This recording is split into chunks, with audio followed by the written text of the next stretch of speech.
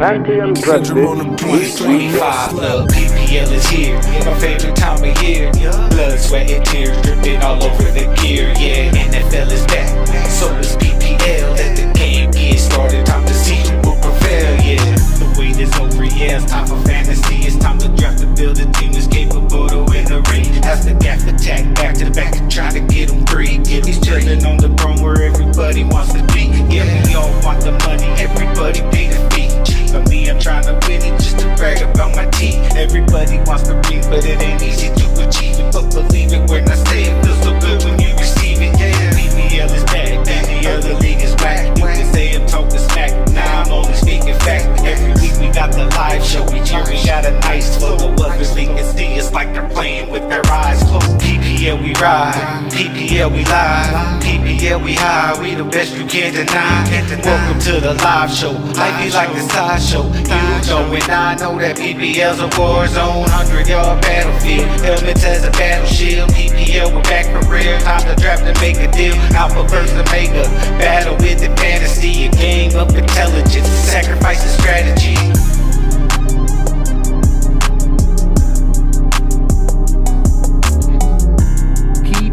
Live week 3. We are almost through the first month of the regular season. We are here ready for another week. Ulysses, give them a what's up.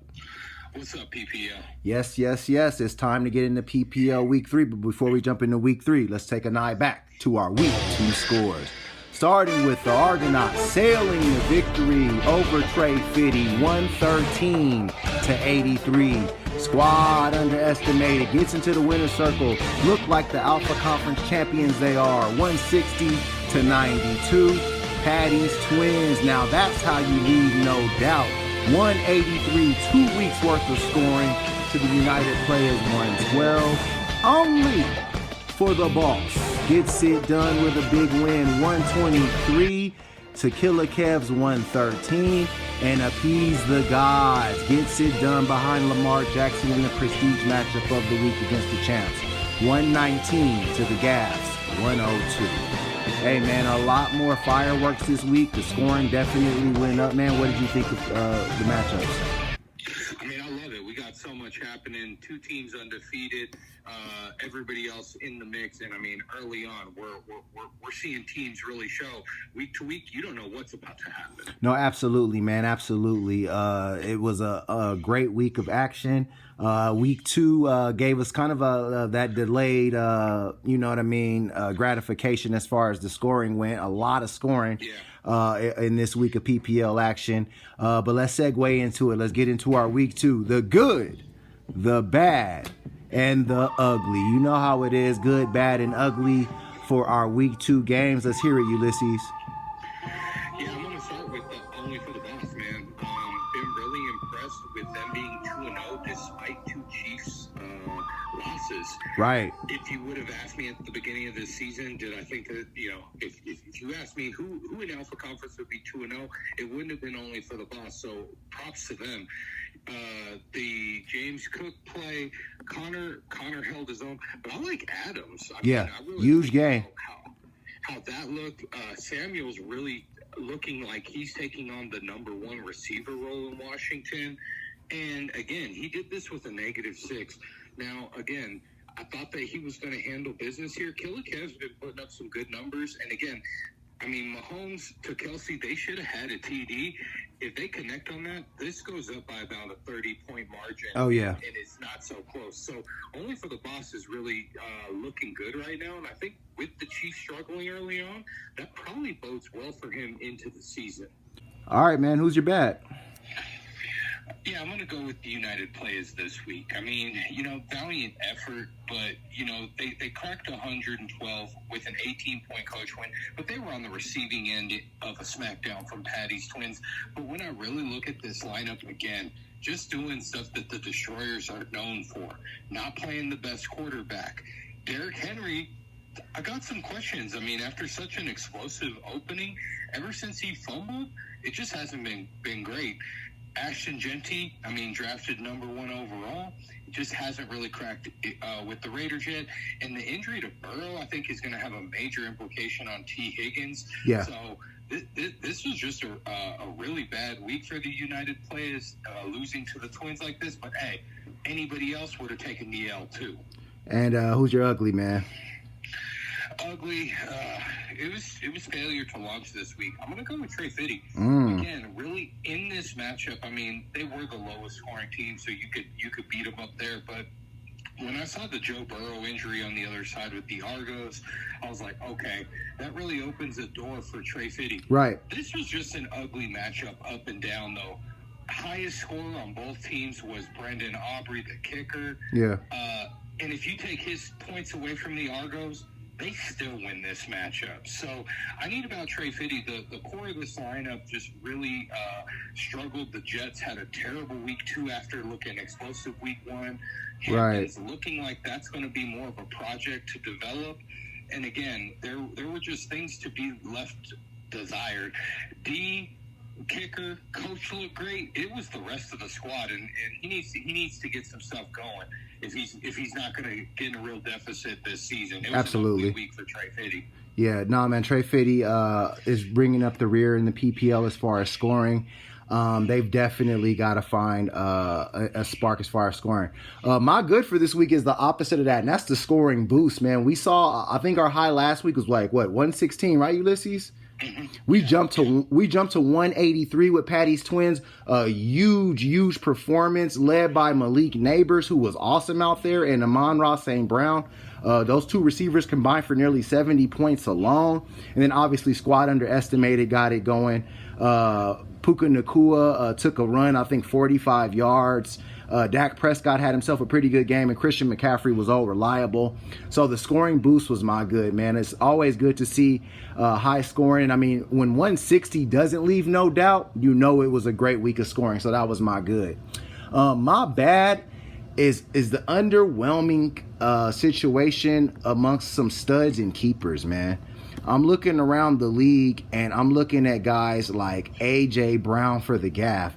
This was a guy who was coming in with a high pedigree, a guy that I think the Gaff was expecting big things from, and he just is not gutting it through the first 2 weeks of the season. Jalen has been great, but that connection with A.J. is not looking like what the Gaff expected. That's one of my bigger underwhelming keepers, and another one, it was center stage on Monday night in a showdown with Only for the Boss. Kev could not get enough from Mike Evans in that big matchup, and he was one of the big time keepers for Killer Kev. So underwhelming keepers, not to mention guys around the league. I mean, obviously the Argonauts are having their struggles with Chase Brown and Kyron Williams. I think that Travis Kelce has been underwhelming for the Boss. So we can look around the league. I mean, obviously the Twins kept Brock Purdy. He's injured. And then Joe Burrow went out for the season. So there's been some underwhelming keepers all around the PPL. And then my ugly is basically the situation with injuries. Season-defining injuries already have popped up this season. Joe Burrow, obviously, the biggest one with that toe injury that's basically going to put him out for the season. We had the George Kittle injury with the Brock Purdy injuries in week 1. So, I mean, injuries are defining this season early on, and it's going to be interesting to see who's able to combat that and come out the other end okay. But as I always say, what's past is prologue. It's on to week 3. It's on to the good times, and the good times will continue to roll as we start with Appease the Gods, taking on the Skulls. All right, man, big one here. We got ATG going up against the Skulls. Appease the Gods, undefeated at 2-0 right now. Obviously, the Skulls, last year's Pantheon Cup representatives, have not gotten off to the start they wanted. Week 1, they get the big week from Josh Allen. Week 2, they get the big week from Jamar Chase, but nothing consistent, man. What do you think of this one? Something's got to give. Appease the Gods, Skulls. Yeah, I mean, you said it. I mean, we did not expect the Skulls to be in this position, and I don't really like where they are week 3. Josh Allen playing on a Thursday night really gives an advantage to Appease the Gods as far as what that's going to look like. Yeah. When I look at the Tracy Jr. play, I'm not sure I really like that with how New York is playing right now. Jamar Chase is a big question mark for me. You know, he had big numbers last week, even after Burrow went down. How sustainable is that? But he does have a check on Lamar with Zay Flowers. Right. And so when I look at his defense, I love the Bucs against the Jets. Falcons against Carolina, I think that game has the potential to be problematic for the Skulls, and I think he could find something better. But as it stands, it is what it is. When I look at the other side, man, Lamar's been putting together a solid campaign. Bijan and Hubbard's looking like he was a solid draft pick for ATG. I expect both Sutton and DJ Moore to have bigger bounce back weeks given their opponents. Yeah. And again, with ATG having three elements in that Monday night game, Lamar, Sam Laporta, and the Ravens head coach, I think that they have a good chance in this matchup, and they've got the number one defense who's going to come in and play this week against the Pittsburgh team, against the New Orleans team that has shown that they can get got. So I like ATG in this one, putting themselves in a really good position, and again, forcing the Skulls not into a must-win, but they really need to make some moves, maybe a trade. Something's got to give for this team. It's just not really feeling dynamic right now. Right. I've got ATG 119 to the Skulls 112. All right, man. This is one of the tougher matchups to pick when I look at it. Josh Allen, I think he dominates the Miami Dolphins, especially at home. I really like Josh's matchup. Where I'm underwhelmed with the Skulls is at the running back position. Travis Tracy, I think Cam Scatterboo is coming for that job. And Trey Benson, he's also a backup, hoping for some alternative carries. But the receiving core is pretty dynamic. Jamar Chase, Zay Flowers, and Lawton McConkey is one of the best in the league. That should be able to get him through. But I do expect there will be some fall off with Jake Browning assuming the starting job. On ATG side, looks like they're rolling. They're 2-0 after winning the Omega Conference last year and having the best record in the league. So they're consistently picking up wins as they should. Bijan Robinson looked explosive on Sunday night, and there's only more of that to come against Carolina. And Chuba Hubbard, quiet as kept, is becoming one of the better picks in that first round. I'm a little hesitant on that Ramondre Stevenson's flex play, but everywhere else I think ATG's locked and loaded. I got them getting to 3-0, and maybe the Skulls might have to look into rebuild mode. I got ATG getting this one 128 to the Skulls 117. And moving on to our next matchup, we go into another Omega game. A big one for both of these teams, teetering at 1-1. We got the defending Pantheon Cup champs, the GAF, taking on the United Players, the Destroyers. All right, man, UP GAF, both of these teams coming off of losses after their Week 1 opening wins. We got Jalen Hurts against Kyler Murray, Derrick Henry against Jahmyr Gibbs. Some stars in this one, man. What you think? Has not changed their lineup whatsoever from last week going in, so I'm not really as confident as on their management. Okay. I don't know as attentive, and quite honestly, they're going against one of the most attentive corners in the league. This guy's making tweaks. I like what the GAF is doing, and honestly, I think that he's got quality players, and I love the Bills. Like you said, defense against Miami. Right. I don't know what they're doing. Tua looks like he's gonna struggle. And again, I like the Bucs to win. The other side, again, if the UP did nothing else but to get George Pickens and Keenan Allen in the lineup, I think they'd have a much better chance. Agreed. Again, he's got the Bills. Lions D, I think he could find something probably better than that. And so again, without any management, this is lock of the week for the GAF, and I think they're well positioned. Mm-hmm. Destroyers have a solid team. They just need to be more attentive. Okay. I've got the GAF going 128 to the UP's 110. Oh man. This is going to sound crazy, but I think I want to go the other way here because I know that the United Players are going to make those adjustments that you talked about by the time game day rolls around. And the United Players are notorious for their Sunday morning sprees, and they'll probably do another one here. But there's a couple of reasons why I think the United Players have a more than a puncher's chance in this one. Jawan Johnson is quietly one of the top tight ends in the PPL right now, and he was a great waiver wire pickup. I really like that pickup for them. I think that the Bills coach is a great offset to that Bills D. And on the Gaff side, I think that he's starting to see some areas for concern with A.J. Brown there on the bench. I don't know if DK Metcalf is going to be all of that good of a replacement in that situation as far as what A.J. Brown's ceiling could be. Kenneth Walker and Zach Charbonnet, to me, are playing musical chairs. 1 week is Zach, 1 week is Kenneth. Last week was Kenneth. I don't know if it's going to be Kenneth again this week.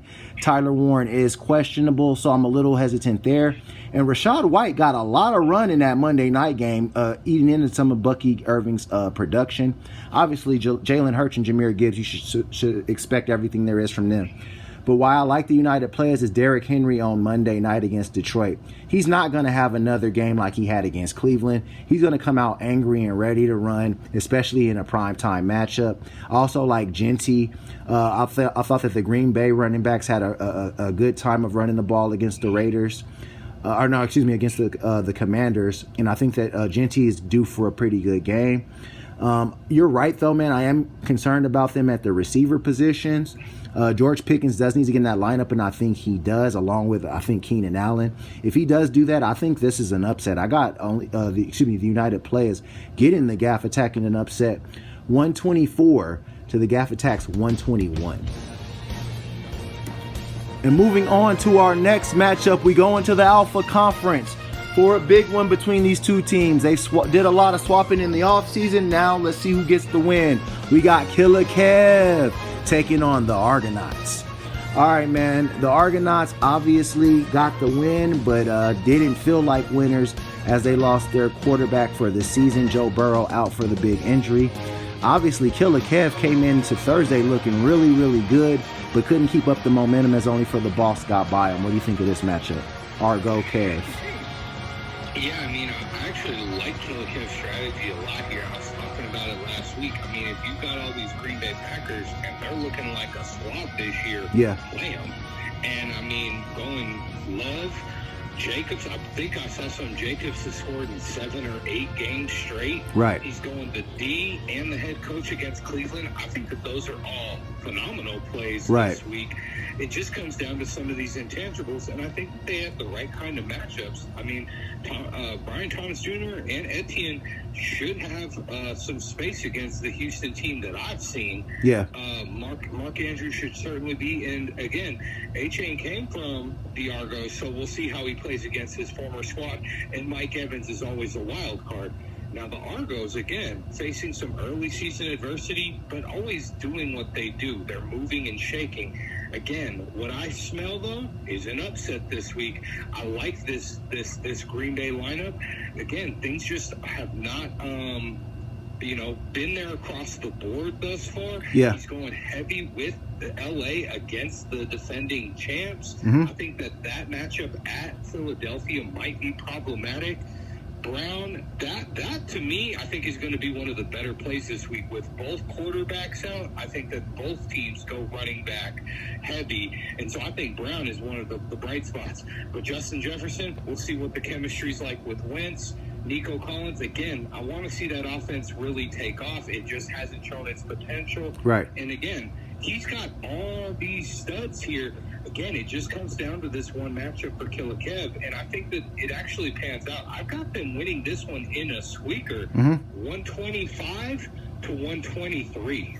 All right, man, I'm going the other way. I do like the the stack for the Cleveland Browns, but something's going to give somewhere. Either Jordan Love is going to suffer because they're going to be far ahead, or Josh Jacobs is going to go out early. Packers defense may give up some late scores and make it closer. It always never goes quite the way we have it pictured. Even the over-under is only 41.5, so it's not like they're expecting a really, really big offensive explosion in that game. I do like Devon Achane, though, man. I think that he's going to give the Argonauts fits starting off tomorrow on Thursday with a big game. He always plays pretty well against Buffalo. And based on the way their offense is run, he's pretty much the only thing that actually works there.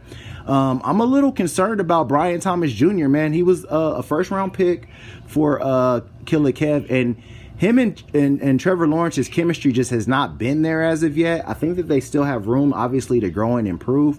but it's going to be something that I'm going to have to see to believe. Travis Etienne looked really, really good over the first 2 weeks, and it was one of the better picks in the whole PPL draft if we look at where he got him as far as value.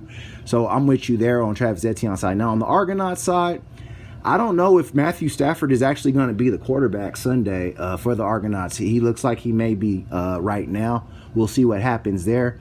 You said that you're worried about Justin Jefferson and Carson Wentz. I'm going to tell you something. It can't be no worse than J.J. McCarthy and Justin Jefferson. So I think that Carson Wentz represents actually an upgrade for Justin Jefferson. And I think Nico Collins getting the Jacksonville defense is a welcome sight for him to blow up. Ted McMillan is going to be a target hog as long as he's 6'5" and got that range, and I think that's going to be forever. And I actually think that the Eagles defense has got room to make some plays. At the end of the day, the Seahawks coach is a great play. I think it'll offset Green Bay. And watch out for another big Brandon Aubrey game in the wind in Chicago. I got the Argonauts getting by 120 to Killer Kev's 115. And moving on to our next matchup, we go into our interconference matchup of the week. Big one here for I need about TREY FIDDY. He need a win. We got Patty's Twins taking on TREY FIDDY. All right, man, this is a big one. There's big questions around Jaden Daniels, whether he's going to play. No questions on the Twins side. Justin Herbert looking like a league MVP candidate. Perfect timing for the Twins despite the Brock Purdy injury. What do you think of this one? Last week's league no doubt winners going against last week's lowest score. Yeah, I mean, looking at the injuries that the Twins have already faced, Brock Purdy, Kittle out early. I mean, I was really surprised with last week's performance. But that being said, I have no doubts about this week's performance. You said it. There's a lot of question marks with TREY FIDDY right now. We're not sure if Daniels is going in. Is it going to be week 1 or week 2 Jets? Yeah. The Tennessee Titans are a lot of question marks there. He's going both Falcons, which I think are his best plays in this matchup. Right. With the Doomsday. I think after seeing what I saw last week, you got to go there. Cardinals, San Francisco, I'm not so sure about that play. Chargers at Denver, I mean, a little risky. Reason they can't. Yeah. But with it being a divisional matchup, again, I think he could get a better play. On the other side, I mean, the Justin Herbert trade in the offseason is looking like the well, no, that was a draft pick, man. That was a draft pick. It was a draft pick. So again, that's on everybody in the PPL allowing that to happen. Right. But really liking Williams. I mean, at the welcome addition to this team, really complements Taylor, and with both of those guys, I'm really liking the core of this. Neighbors and St. Brown have shown that they can gap out. And again, the Eagles against the Rams, I like that matchup. I think that the Twins put up another good scoring day. Yeah. I've got them going 135 to I need about TREY FIDDY's 115. All right, man. Yeah, I think I'm with you here. I'm really concerned about the Jaden Daniels situation. They're being very mysterious about this, but he didn't practice. And Coach Snyder already said that they don't expect to see him on the field till Friday at the earliest. So that does not bode well for TREY FIDDY, and they have not. They've yet to pick up another quarterback, so they might have to look into free agency there. Drake London and Kyle Pitts. They're a good stack, but at the same time, it's not that explosive of a stack. Atlanta's offense is not explosive. They go through their running game. The Jets are Jekyll and Hyde, and Romo Dunze is probably the best player on the TREY FIDDY as of right now. On the Twins side, it's a rogues gallery. This team is looking lock, stock, and probably a favorite to win the Omega Conference and go to the Pantheon Cup if they can keep up what they showed last week. Justin Herbert is looking in rare form. Jonathan Taylor and Javonte Williams is a backfield of studs who get all of the run, who can take it 60 yards in any point in time. And obviously Malik Neighbors and Amon-Ra St. Brown can strike from afar. I got Patty's Twins striking from afar and getting another big win. I got the Twins going 141 to TREY FIDDY's 102. And moving on to the prestige matchup of the week. Huge one here for both of these teams as they both look to set their stake in the Alpha Conference. We got only for the boss taking on squad underestimated. All right, man, big one here, only for the boss. They were ugly to start the season, but they've looked nothing but beautiful. James Cook leading the way on this team. They're transitioning away from that chief dominance, and it looks like their running game's carrying the day, along with a sprinkle of Devontae Adams and Deebo Samuel, man. What do you think of this one? Going up against squad. Yeah, I mean, again, I had only for the bosses my good. And again, I like them, how they're looking in this matchup. You know, not really favored, but I like some of the plays. I like, again, Big Chiefin against the New York Giants. That should bode well. Right. James Cook should have a field day. However, yeah, when I look at the other side, you know, I think that the squad has guys in a position to really put up numbers. Okay. I mean, Dak Prescott in that offense, we just saw, I mean, they just had a 40-point effort. Yeah. The Chicago Bears just gave up 52. That could be, in fact, a very high-scoring game. Yeah. And so I expect Dak to actually be highly involved. Saquon and McCaffrey are absolute locks. The one move that I would make if I were him is, I mean, I would be playing Kraft right now. Okay. Number one position player. I'm not taking anything out of Brock Bowers, but hey, he's not 100%.